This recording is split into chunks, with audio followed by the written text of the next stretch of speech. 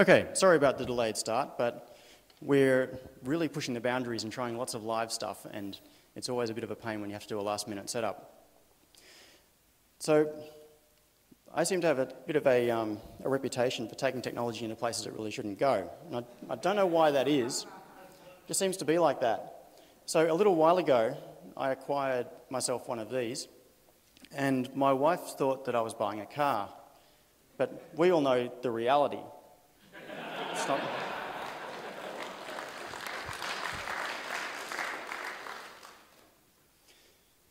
And about the time I got the car, Flame and I were talking about car modifications and hacking hardware and things like that. He has a 300ZX, and we were talking about various things that we could do to them. And what you're going to see in this talk are basically a couple of different approaches that we've taken. We've both been modifying our cars, and mine's relatively recent. It's about a 6-year-old design.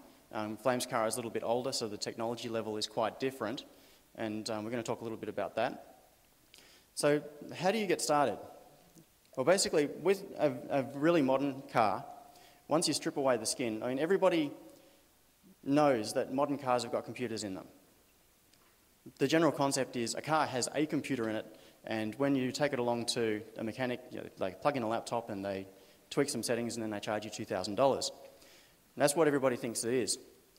In the RX-8, the primary computer in the car, they call the PCM, or the powertrain control module. The generic term is ECU, or electronic control module. In the older cars, it was engine control module because there was only ever one of them. But in a modern car, there is not just one ECU. In the case of an RX-8, there's the powertrain control module. There's also the anti-lock braking system. And also, I should point out, the powertrain control module is not some dinky little microcontroller. It's actually a 32-bit machine. It's quite grunty. There's the anti-lock braking system, which is rather important. The instrumentation cluster. In an RX-8, this has actually got 2 CPUs just to run the dashboard.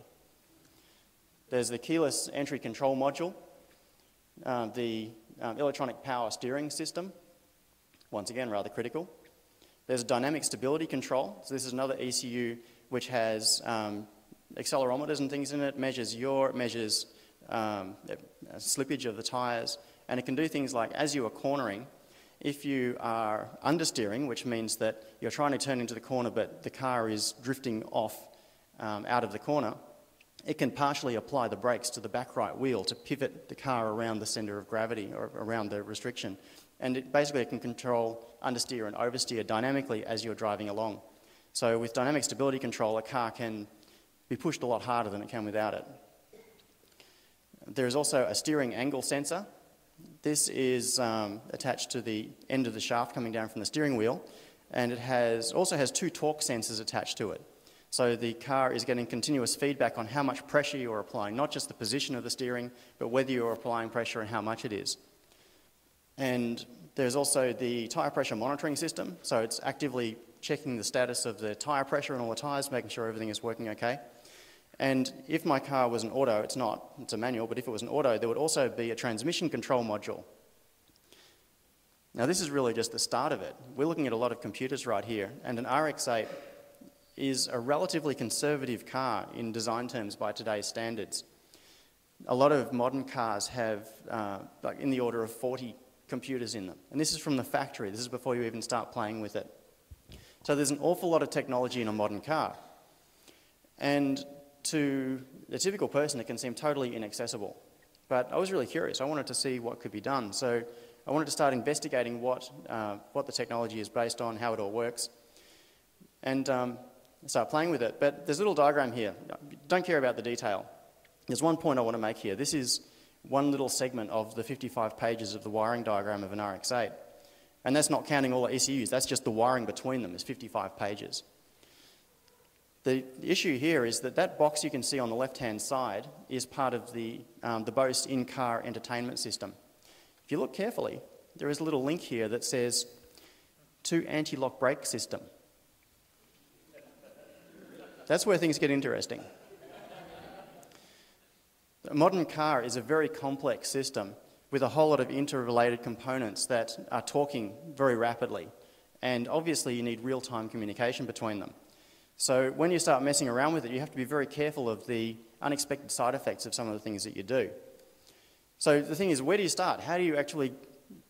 A car, for all intents and purposes, if you just walk up to it, is a sealed box. It's like having a computer with the cover welded on and you can't play around with it.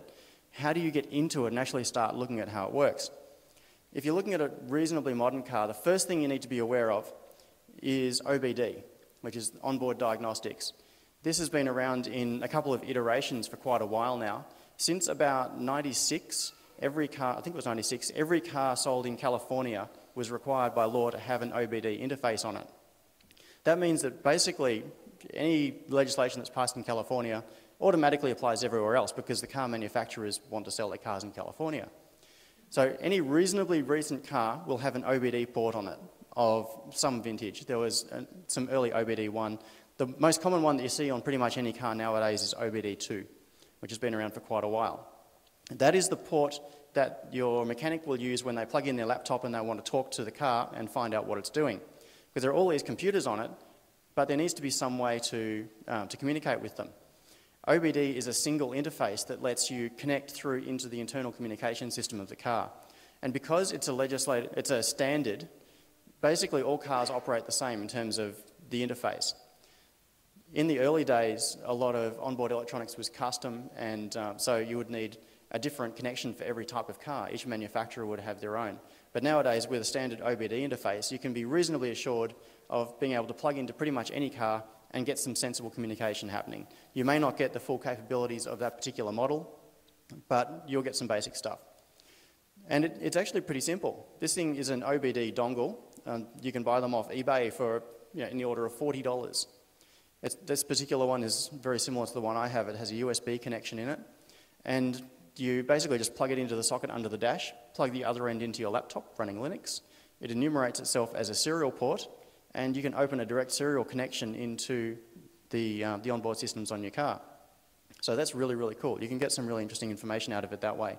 So if you're just curious and you want to investigate, it doesn't really cost all that much. Basically a serial console, $40 dongle, and you can start seeing some real-time data coming back from your car. Once you actually get into the car itself, how do all of these devices communicate? Essentially, we're talking about something equivalent to an office LAN. There are a bunch of computers that are talking to each other all the time. The way that's done in most modern cars is using a technology called controller area network. And once again, this is something that's been around for a little while, and it's taken a while for all manufacturers to switch over to it. Subaru, for example, I think has only switched to it in the last model year or thereabouts. Some manufacturers have been using it for years. And it's a really interesting little communications protocol. It's more than a protocol, it's it defines the physical access layers and all of that sort of stuff as well. The issues that you deal with communicating between devices in a car are fairly critical compared to dealing with just sending email across a LAN. If you get packet collisions on TCP/IP, no worries, you just retry. What happens though if you get a packet collision because your car is trying to deploy the airbags while you are changing the volume on the radio? That's not good. You don't want those sorts of collisions to occur. So I won't go into this in great detail, but this is just an example of some of the clever solutions that have been found to these sorts of problems. This is an example of sending some data on a CAN. Now, those of you who are purists and understand how CAN actually works know that this is not a 100% accurate representation. This is just a representation of the concept, so don't yell at me, please. But imagine that we have two controllers. One is a higher priority than the other. So we've got controller 1, controller 2, and then they're both trying to send a signal out on the bus. What they do is they start by sending a bit, basically a start bit saying, I'm going to start talking now.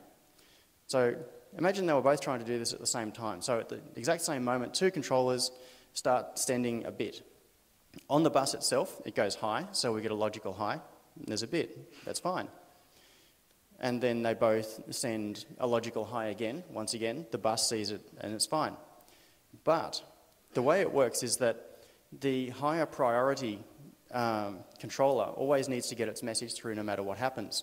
So at this point, we get to the identifying bit, and this is the least significant bit first. We get to the identifying bit where these two controllers have a difference of priority. The really clever thing about this is that instead of sending absolute values of high and low, they send a value of high and don't care. So when they are sending a 0 value, they do not assert the bus. And then while they're not asserting the bus, they listen to see if anybody else is asserting the bus. And if they do, they know that someone has just outranked them and they'd better stop talking. So in this particular case, the signal on the bus is a signal that's being sent by controller 1, the higher priority one, and then it might send a low bit, and then it sends a high bit. But by this time, controller 2 realizes, hey, I better shut up now, I'm stepping on someone else's toes. And so controller 1's message gets through. The cool thing about this is controller 1 never even saw the collision. There was no retry. The message got through as if no one else had been doing anything else on the bus. So high priority messages always get through. So this is just an example of some of the really clever stuff that's done inside vehicle electronics to make sure that you get real-time response. Now, people that have been working with real-time systems are probably quite familiar with this. But for people coming from a software world who just assume that the network gets your stuff from here to there and they don't really care about it, this can sometimes seem a little bit like black magic, but it's very cool and it works. So I started playing with my Mazda, opened the boot, and I discovered this little alcove in the bottom, which just was begging for something to be put in it. So I started by making up a little frame, which fitted in there just nicely, and then fitted it out. Now, I ran into some problems. There were a couple of fails here. One is that I was using regular seal lead acid batteries, which are across the top there, which do not like being deep cycled. They go, I'm dying now. And anyone that went to Thomas Rinkmeyer's talk about remote system management a couple of days ago, everything that he said, double plus good. Basically, he had some very good information there about batteries and making them survive and keeping systems running in remote areas. The issues that he's faced basically are the same things that I've come up against, and I've made mistakes that he was probably clever enough to avoid in the first place. I also have a little charger circuit in there so that the batteries are always being topped up from the accessory power. And there is a USB hub, which actually is no longer in there, as you'll see in a second, which is connected to a bunch of things. And I started out with a Net 4801, which is a Socrus board. Some of you might be familiar with them. They are often used as wireless access points and routers and things like that. It's a very low power board. And I should point out that part of my objective with all of this, there are two different approaches. The traditional approach to putting a computer in a car is you put in something big and powerful, and you start it up when the ignition starts, and then you have a circuit that allows it to shut down gracefully when you turn off the ignition. I didn't want that. I want my car online 24/7. If I'm not near it, I want to be able to pull up a web interface and say, hi, where are you?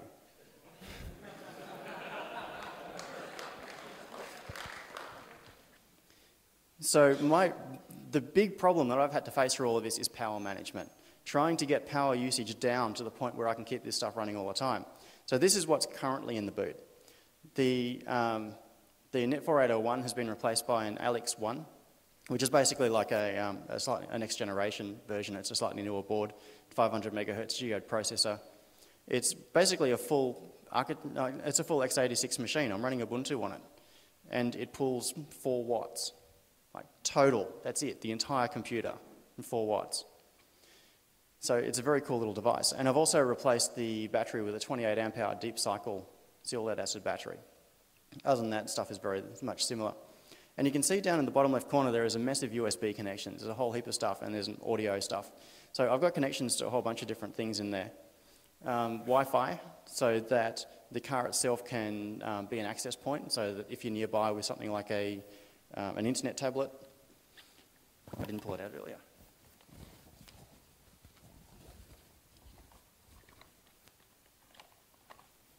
I'm not sure where it is now, but if you have something like a Nokia N810 internet tablet, oh, there's one being held up right there. That could basically be a remote control for your car, as long as you're within Wi-Fi range of it and you associate with it. With a little web interface and Apache running on it, you can do all sorts of fun things. 3G, which doesn't work down here, because I'm with 3, and that's really painful.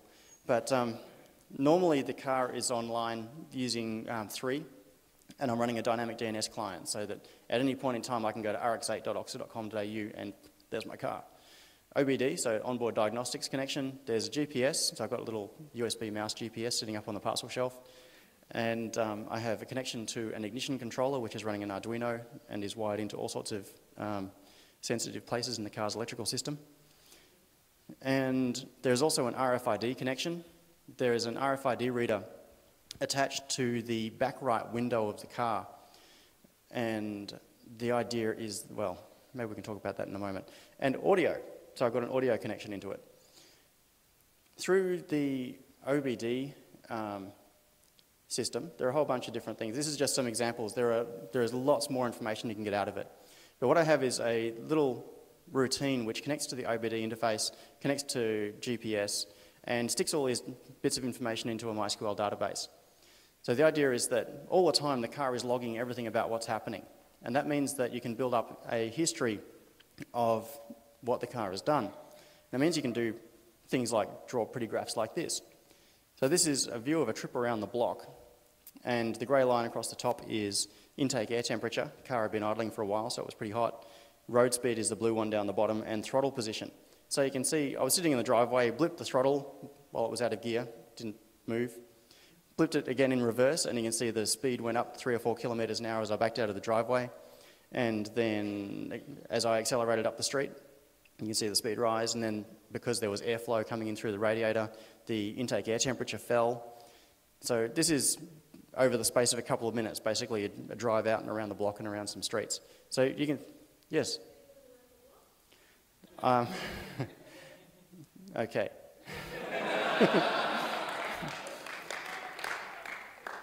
I do actually live 1 block back from a fairly major road, so you can do reasonable speeds down that, but let's move on. Let's just not correlate that to the GPS data. So this is something I did to hack audio into it. I wanted to be able to send audio from the computer in the back through into the existing car sound system. So I started by ripping it out, which is a really, really hard job in a modern car, and everything is integrated. Like the climate control is all part of the same assembly. So I pulled it out and had to do a little bit of trickery because there's no auxiliary input on this particular head unit. So what I did was wire some inputs in basically after the preamp that comes from the CD player. Then I used a little bit of a Perl script to generate myself a 60-minute WAV file of silence and burnt myself a silent audio CD. So what you do is you chuck the audio CD and you hit play, and it plays, silence. And then you just send the signal in right behind its back, and it comes through. It works really well. It doesn't know the difference. Now, reversing cameras. Actually, I might see if I can pull up a little animation for this. Someone forgot to tell me that reversing cameras are only meant to be attached to a car. I was thinking it'd be much more useful if you could get a video feed from outside the car. Imagine if you could get a third-person perspective view. Because the thing is that when you're in your car, wouldn't it be handy if you could step out of your car and walk around and just go, yes, you're doing really well. Yeah, you've got a little bit further to go. So what I did was set up a system. When my car is parked in the driveway, it's logged into the house's Wi-Fi network, which has cameras. And so what I've done, I can show people. I didn't have time to repair it, unfortunately, but what you can do is send a signal through, streaming into the car, of a live video feed from multiple security cameras, so you can see a third-person view. So you can basically be driving, looking at the screen, and seeing yourself from outside the car as you're driving out of the driveway. World of Warcar. So in my particular case, I have one camera mounted high on the house, looking down on the driveway, so it's like a God's eye view. And I have another camera mounted just next to my front gate that some of you will have seen pictures of previously, looking down the street across the front of my driveway. So I can see if someone is walking down the footpath, even while I'm in the driveway itself, which is kind of cool. So, where do we go with this? Let me just see if I can get a connection. We were having trouble getting a connection to the car earlier, but I may be able to now. Oh, hey, I am in the car. Okay, it's just very laggy. Cool. So, oh, I forgot. It's not running the right keyboard layout. Lag.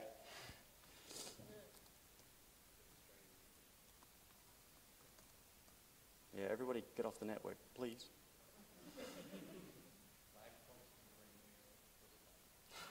Lag from steering wheel equals valid, yes. Which reminds me, I'll tell you a little story while I'm trying to get this working.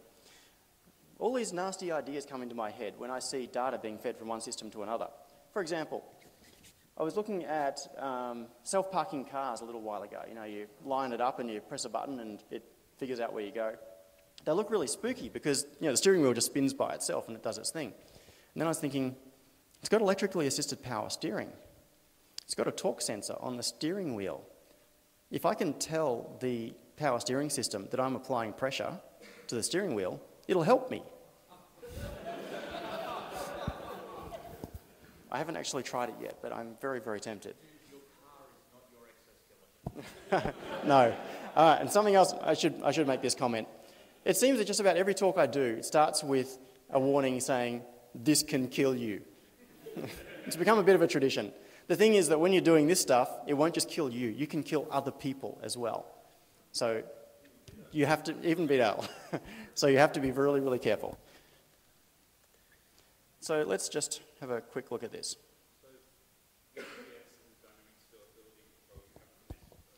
No. I haven't actually messed with any of the existing systems other than ignition and security and a couple of things like that. Yeah, nothing important. The bit that makes it go. I don't think we're going to really get anywhere with this because I'm still waiting for this line to finish. We might try this again at the end if we've got time. In the meantime, I think it's time to hand over to Flame, and he can tell you a little bit about some of the stuff he's been doing with his car.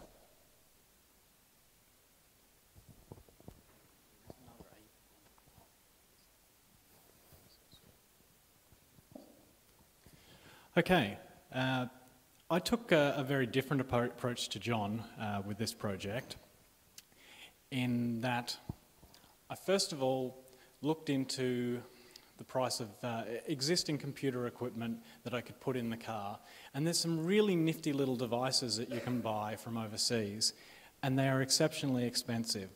One of the ones I looked into was in the order of €1,000, and this is a 3.5-inch screen. Running Linux though. So I thought, can I make a sub $100 car PC?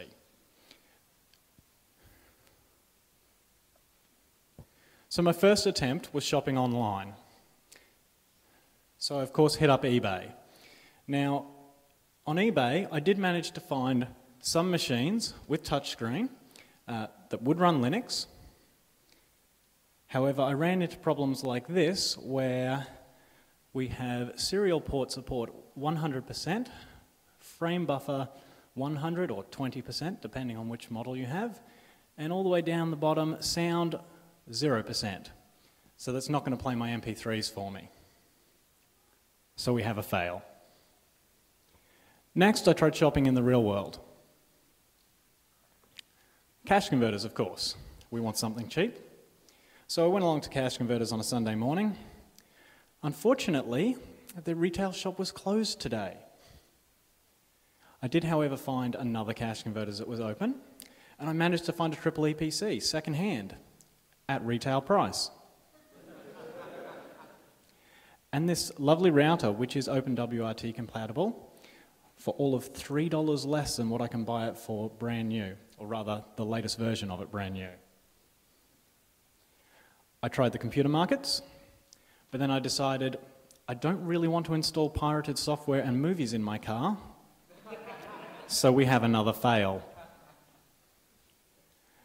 My next option was to look around the house and see what have I got that I might be able to put in the car. And what I found was either too small, too big, too difficult. Really, I need that for work. Now, this one was interesting, and I pondered this one for a while. However, this actually belongs to Dex, and I value my life.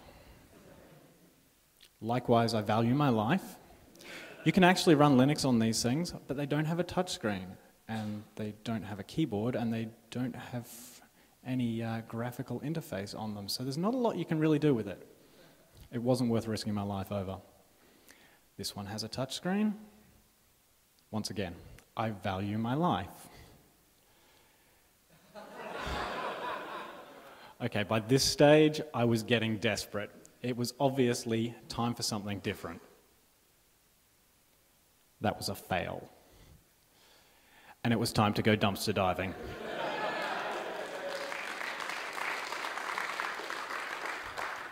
Metaphorically, of course. A couple of posts to the right mailing lists, and all of a sudden I had laptops. What have we got there? 2 laptops, 2 webcams, 2 network cards, USB to serial cable, which I'd previously bought one of for $25, an amp and a USB hub. Another crappy old computer, a not so crappy old computer, but fairly old, that's a P100, and a EEE PC. Now this EEE PC, this particular one, had a faulty power supply. I'm putting it in the car, I don't care. And a faulty keyboard. I wasn't planning on keeping that anyway. So I quickly disassembled it. And everything else. There was carnage.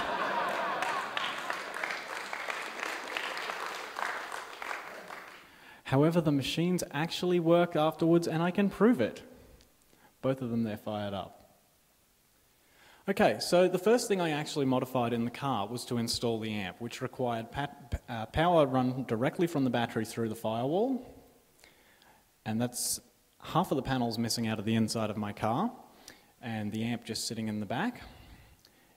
Wired it all in, and that's, you can see it at the sort of bottom and middle of the picture there. It actually sits under the passenger seat. Threw the EEE PC in the back of the car and went for a drive with music coming from the computer, and it was all working fine. So, it was time to mount the EEE PC. And I went for a little bit unconventional place to mount it. The 300ZX is a 2-seater, and there's a space in between the 2 seats. There's normally a cover there, not the nasty little metal thing. And I decided I was going to mount it there. That's the panel that came out. That's the cat being interested in the computer project. So, in behind this panel there was some soundproofing, which I removed, and in its place put the EEE PC, or the innards from the EEE PC, and they fit in there. And the screen was going to fit nicely on the front of it. The only problem was that little circuit board, which instead of being small, instead of being something that sort of sits under the screen or behind the screen or with the rest of the notebook, it sits up the side and along the bottom. And what that means is, if we go back to the previous slide, there's no room for that circuit board. So what I had to do was actually extend the cables on the screen for the EEE PC, and I found a cable from one of the other notebooks that was donated, which I could use to extend the backlight, and that's the actual little L-shaped circuit board wrapped in electrical tape, and I've just had to twist the little ribbon cable coming out of the battery and put it around 90 degrees to make it fit. I got some rubber from Clark Rubber and cut it up with a Stanley knife to make rubber edging for the screen, so we didn't have the nasty sharp metal edges. Drilled some holes in the panel and cut a hole with a Dremel. If you want to start modifying your car, the best tool you can ever buy is a Dremel. Okay, so I took the casing for the EEE PC, cut off those little bits on the end that we didn't need. The same on the bottom, I pulled the circuit board out, cut some little bits of plastic away that we didn't need anymore, put it all back together, removed the keys from the mouse buttons so that they didn't accidentally get pressed, and cut a little hole which the video cable, which is that sort of black cable coming out of the top right of it, could come through. I had to solder, and I hate soldering, I had to solder 2 wires onto the power button so that I could actually remotely power on the device, because unfortunately the EEE PCs don't have a BIOS that allows you to set them to start on power. And with some bits of foam and some cables, I managed to jam it all in place in behind that panel. When I got out to the car and started trying to fit it all in, one of the things I discovered was that there wasn't enough clearance in the bottom to get the USB cables out of the machine, and I really needed them to plug in memory sticks and keyboards and such. So once again, I took out the Dremel, and I actually had to cut apart the heads of the USB cables and bend them to almost 90 degrees. Okay, that's where I used to have a cigarette lighter adapter in my car, which of course is attached to accessory power, and I've simply cut that cable and hooked the power up into the back of the car where the computer power supplies go. Bought some power supplies, dismantled the cigarette lighter adapters so that I could just wire them straight in, and that's the finished result. And that's a total cost of less than $100 for that whole project. The most expensive single item there was the power supply, which was $35. So we have a success.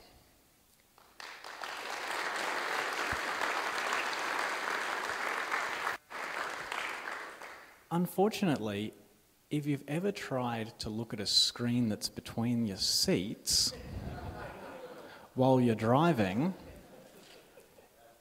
it's very difficult. It's also very difficult to control the volume on your CD, on your MP3 player, when you have absolutely no way of input, other than, of course, hooking the USB keyboard up on your knee while you're driving, looking back at the screen. It's not a real good idea. So why would I do that? There is one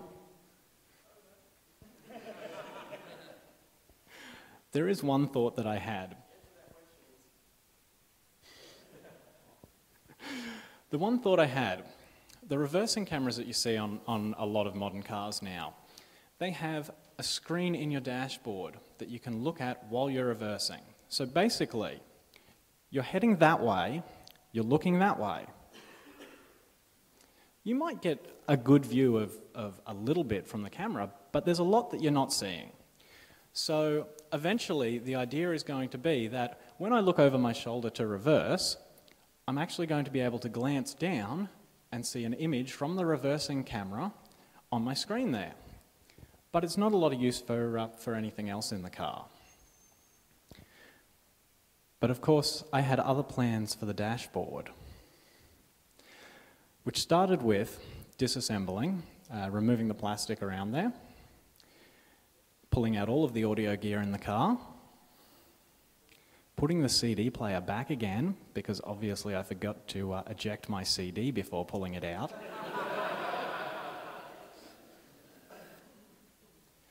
Now, the space on my dashboard is not big enough to even fit an 11-inch screen. So obviously, there was only one answer. Put in a 15-inch screen. I had one lying around.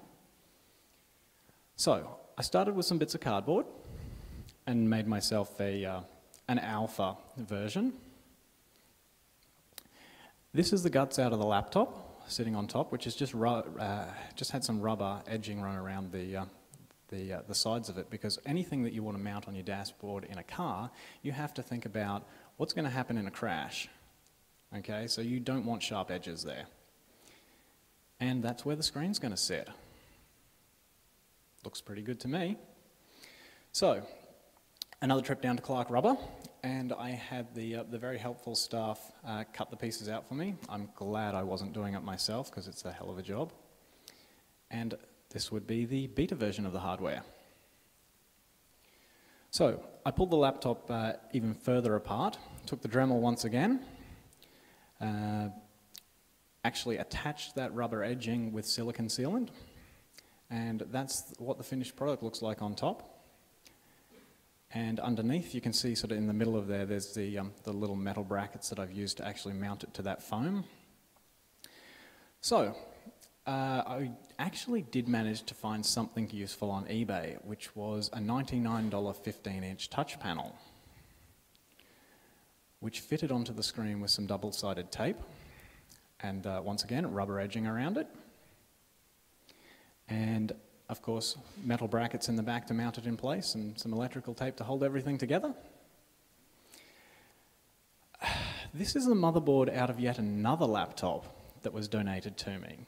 The smaller circuit board is actually the board with the power switch from the laptop that I used in the car. And it had a little tiny plug on it, which is very similar to a plug which was on the other laptop. I took to that with a Dremel and cut the plug off, which allowed me to solder wires into the back of it so that I could actually toggle the power on the motherboard in the front of my car. Those wires end up in a panel which sits under the steering column and a couple of little buttons. So I now have 2 buttons, one to start each of the machines. I have a collection of power supplies, which all sit behind the passenger seat. There's quite a lot of room back there. And that's the finished computer sitting in my lounge room. And that's what it looks like from on top. That's what the dashboard looked like with all the cables hanging out just before I installed it. But before we did that, I wanted to install a network in the car. So just behind the passenger seat on the left there, you can see some blue network cables. So that's where my cables were all running to. In the bottom right, on the right-hand side of the ridiculous space saver tire that's in there, there's a little styrofoam block which has got a jack in it, which looks something like that, with all of the panels removed from the back of my car. So I pulled that out, carved a hole in it, installed a network point,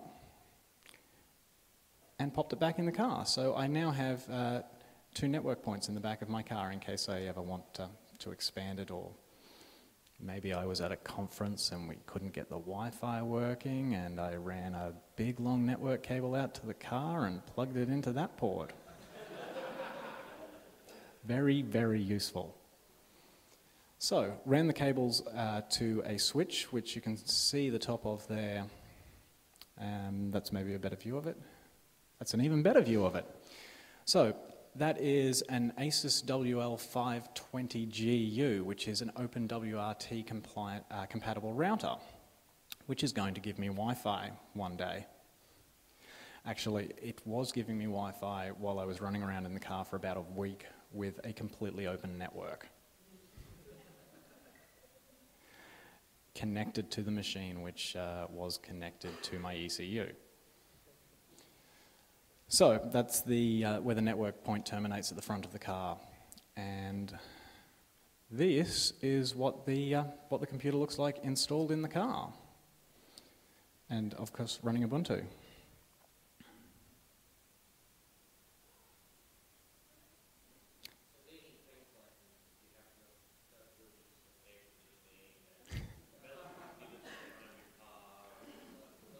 No, that kind of thing doesn't worry me. The machine has a fan. You can see it there.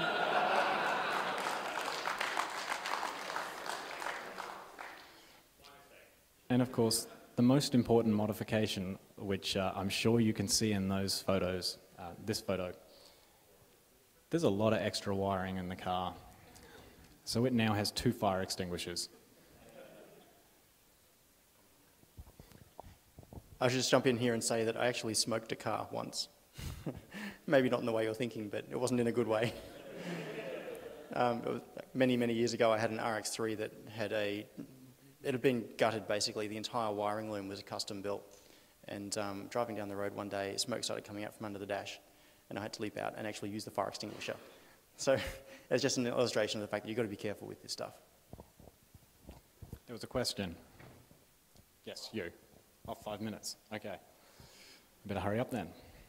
Okay, so moving right along. Software, LCA, and stuff. So came along to LCA. No, I'm going to start with software. Okay, this is the design of the touchscreen display in my dashboard. It shows up the top speed with a speed graph, engine temperature, a map. Down the bottom, there's MP3 controls down the bottom, and there's volume control down the side. So that's the design of it, and that's what it actually looks like right now.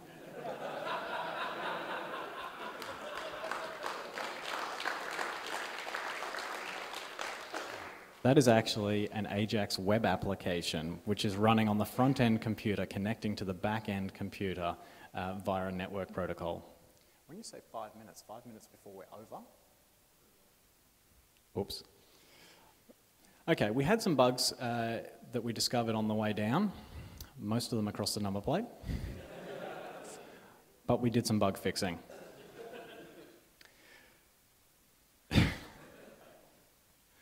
There's really no way to explain this other than to say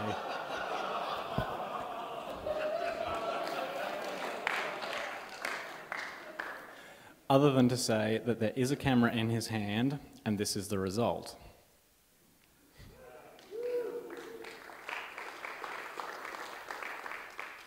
So if anyone's actually driven up to the top of Mount Wellington, that tower there, that's really annoying. Because the skyline in the front of the picture, he's actually doing the emergency procedure to bypass his anti-theft system, which would not turn off because of the radio interference from that tower. So while we were at LCA, we did some configuration on the machine in the front, and I got some help with that. Actually, that reminds me, I have remote start on my car, but it's not remote start the way you would normally expect. It uses a neural network. You there, Hamish?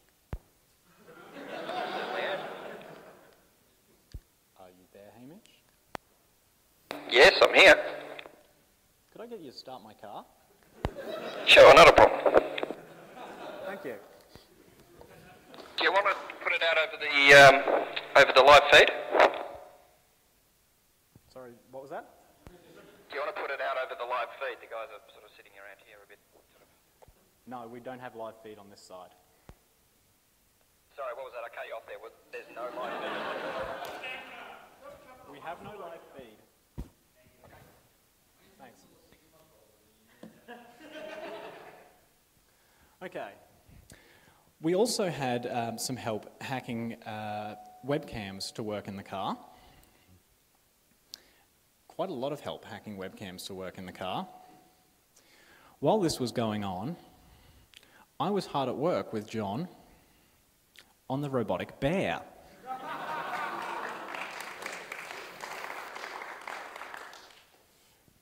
We also had some help from the guys in the NOC, Steve in particular, in getting OpenWRT installed onto the router in my car. Okay, so listening to the engine in my car, what I found was some existing ECU software which was open source, and seeing as we're out of time, I'm going to skip through that. It runs on the car, it gives us a bunch of details, and if we're lucky, can I switch to a console? Do you know the IP? I do. It's written on my hand. Actually, well, since this seems to be responding, just while I'm here, we'll see if I can outdo Flame's remote start.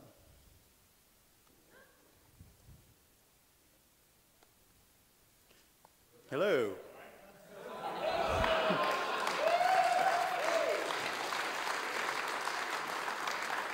So let's give it a try. We'll... No, I'm leaving it locked out there.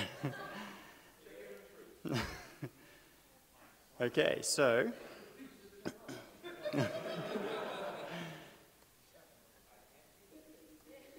Let's just see if we can get some values back. So this is from the engine management system. So it's currently running at 985 RPM, 955, so it's idling.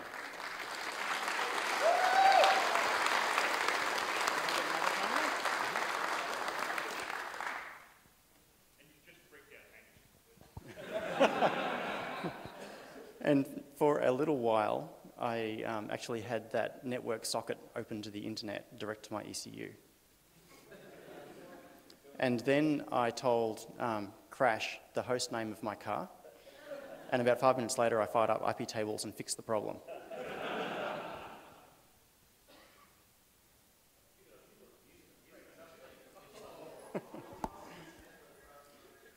If you'd known the right port, you wouldn't have even needed a username and password.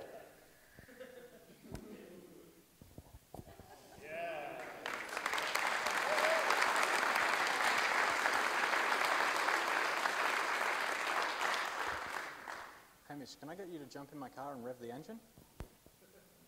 That's what I'm doing.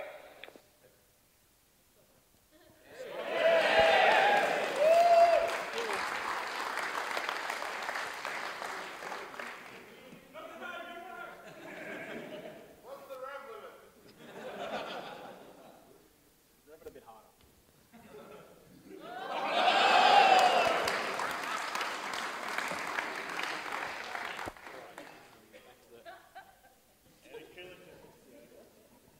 Cool, you can turn it off now. Thanks.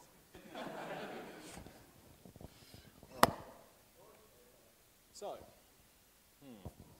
that actually says why I really want a PC in the car, not in the and that should be obvious.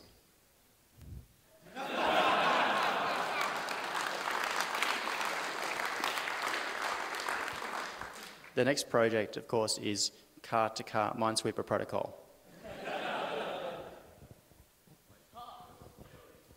So, what's next? I have big plans for my car, one of which includes removing the 3-litre petrol twin-turbo engine and replacing it with an electric motor or a pair of electric motors. And I want to beat the 0 to 100 time from a stock twin-turbo in doing that. Unfortunately, that is going to cost a lot of money. We do, and I would be quite happy to make my car look something like this for an appropriate sponsor. So, anyone in the audience? That happens to manufacture laptops, perhaps? Lithium-ion batteries? I'm looking for B-Dale, but I can't find him.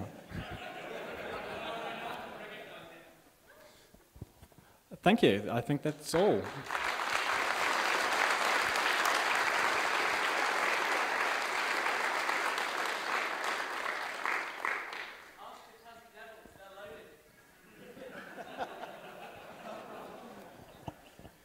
And also, the cars are going to be at open day tomorrow, and you'll be able to look at them, and we'll do live demos, and you can play around with them a little bit as well. So, thank you very much.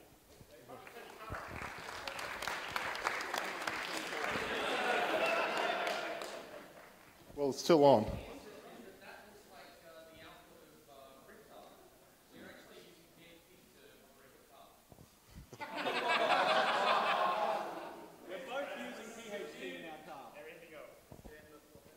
Anyway, I think they deserve another full round of applause, and I'll present them their speaker gifts.